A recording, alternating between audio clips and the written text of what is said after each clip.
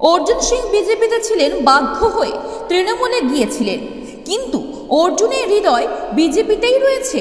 কর্পোরেশনের মেয়র তথা পাণ্ডবেশ্বরের প্রাক্তন বিধায়ক জিতেন্দ্র তিওয়ারি সকালে নৈহাটির বড় মা মন্দিরে তিনি একা পুজো দিতে আসেন।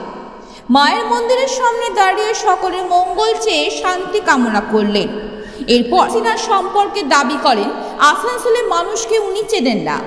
গত 2.5 বছরে আসানসোল হাসপাতালে সুপারের নাম, কলেজের প্রিন্সিপালকে, এমনকি সেখানকার তৃণমূলের ব্লক সভাপতিদের নাম উনি জানেন না।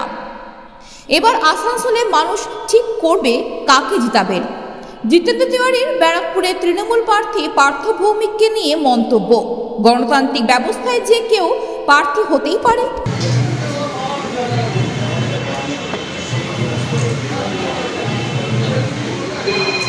বিধানসভা থেকে লোকসভা এই জার্নিটা আপনার কেমন ছিল? বিধানসভা থেকে লোকসভা দেখুন, আমি রঞ্জিত পাজা সময় থেকেই হয়তো লোকসভায় তার সঙ্গে ঘুরছি। তারপরে আমরা পেয়েছি গোবিন্দ নস্করকে, তখনও আমি ওখানে ব্লক প্রেসিডেন্ট, আমি তার সঙ্গে অনেকটা ছায়াসঙ্গী ছিলাম। তারপরে অত্যন্ত খুব কাছ থেকে বিধায়ক হিসাবে কাছে পেয়েছিলাম মমতা ঠাকুরকে, মানে কপিল ঠাকুর, তারপরে মমতা ঠাকুর। এগুলো নির্বাচনে আমি খুব সক্রিয় ভূমিকা নিয়ে চলেছি এবং আমি ওই জেলাতে যেহেতু 5টা বিধানসভায় আমি আজকে 2 বছর ধরে কাজ করছি, বাড়ি বাড়ি সংযোগ থেকে সমস্ত কিছু। অতএব আর 2টো আমার অ্যাডিশন হয়েছে এবং তার নেতৃত্ব আমার ছোট ভাইয়ের মতন কাম বন্ধু দেবাশিস যথেষ্ট ভালো কাজ করছে। অনেক কাজ সহজ, এমন কিছু নেই, বরঞ্চ কঠিন কাজ ছিল নিচের দিকে। বিধায়ক সাংসদদের কাজ অনেক কঠিন, আমার কর্মীরাই মূলত তারাই এই কাজগুলো করেন এবং মমতা বন্দ্যোপাধ্যায়ের সৈনিকরা এটা দেখেন। মানুষের সঙ্গে এতদিন প্রচারও করলেন, কি কি অভিযোগ মূলত পেলেন যেগুলো আপনার মনে হয়েছে? প্রথমত বলি যে এই যে কেন্দ্রের সরকারের যে বিভাজন, এটা মানুষ বুঝতে পেরেছেন যে বাংলা বিদ্বেষী একটা সরকার, এই বাংলাকে উন্নয়ন থেকে বিরত রাখবার চেষ্টা, এটা কিন্তু আপামর পশ্চিমবাংলার মানুষ বুঝেছেন, তেমনি আমার বনগাঁ লোকসভা কেন্দ্রের মানুষও বুঝেছেন। বাংলার উন্নয়নটাকে 100 দিনের কাজ, আবাস যোজনা, গরিব মানুষের বাড়ি যারা বন্ধ করে দিতে পারেন তারা নিশ্চিতভাবে বাংলাকে ভালোবাসেন না। এর পাশাপাশি এমন একজন সাংসদকে আমরা পেয়েছিলাম 5 বছর, যে মানুষ তার মুখটা ভুলে গেছিলেন, তার কোনো জনসংযোগ ছিল না। আমফান, করোনার মতন এই রকম মহামারী পরিস্থিতিতেও যিনি মানুষের পাশে এসে দাঁড়াননি।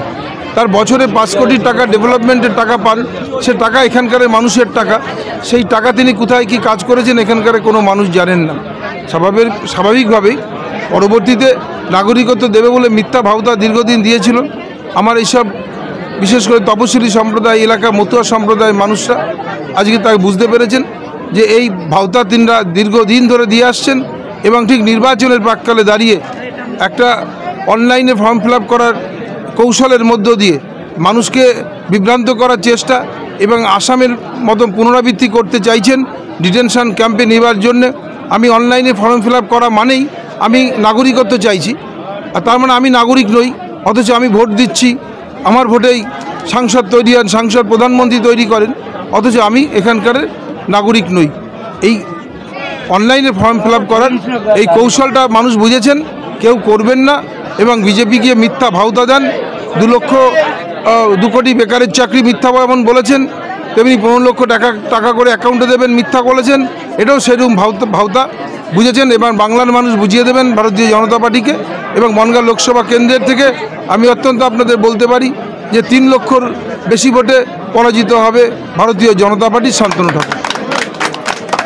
সামনের যে দিনগুলোতে আছে সেক্ষেত্রে শান্তনু ঠাকুর আপনার প্রতিপক্ষ, আপনার মনে হয় সেক্ষেত্রে আপনার কতটুকু চাপ?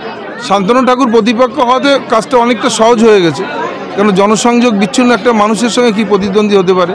5 বছর তাকে এলাকার মানুষ দেখতে পায়নি, সেই মানুষটা আবার দেখতে আসে, সে কোনো প্রতিদ্বন্দ্বিতার মধ্যে পড়ে না। আমার সর্বশেষ প্রশ্ন, হরিণঘাটার অঞ্চলের জন্য আপনি কী কী ডেভেলপমেন্ট মাথায় রেখেছেন? নিশ্চিতভাবে আমার নেতৃত্ব রয়েছে, আমার এখানকার পৌরসভা অঞ্চল এবং সাধারণ মানুষ তাদের মতামতকে গুরুত্ব দিয়ে এবং এই টাকাটা ফান্ডে যে টাকা থাকেন 5 কোটি বছরের, এই টাকাটা এলাকার মানুষের টাকা, তাই এলাকার মানুষকে সামনে রেখে সেই কাজগুলো করা হবে। আর নিশ্চিতভাবে জিতবার পরে আমার নেতৃত্ব রয়েছে, যেমন দেবাশিস আমার জেলার সভাপতি থেকে শুরু করে সমস্ত নেতৃত্বের সঙ্গে বসে কথা বলে নিয়ে তাদের একটা সেইভাবে তৈরি করে নিতে হবে। আমাদের একটা কী উন্নয়ন আগে করতে হবে, যে উন্নয়ন এলাকার মানুষ অগ্রাধিকার ভিত্তিতে দেবে। আমার এই সঙ্গে সঙ্গে আমার যেটা মনে হয় যে আইনে যে প্রশাসনের যে আমাদের এখানে আইনের যে পরিষেবা রয়েছেন, সুন্দর পরিষেবা, এটাকে আরও মজবুত করার এবং যে বিশুদ্ধ পানীয় জল মানুষের বাড়ি বাড়ি দেবার কাজ চলছে, সেটা দ্রুততার সহিত যেন প্রত্যেকটা মানুষের বাড়ি পৌঁছে যান সেটাও দেখতে হবে।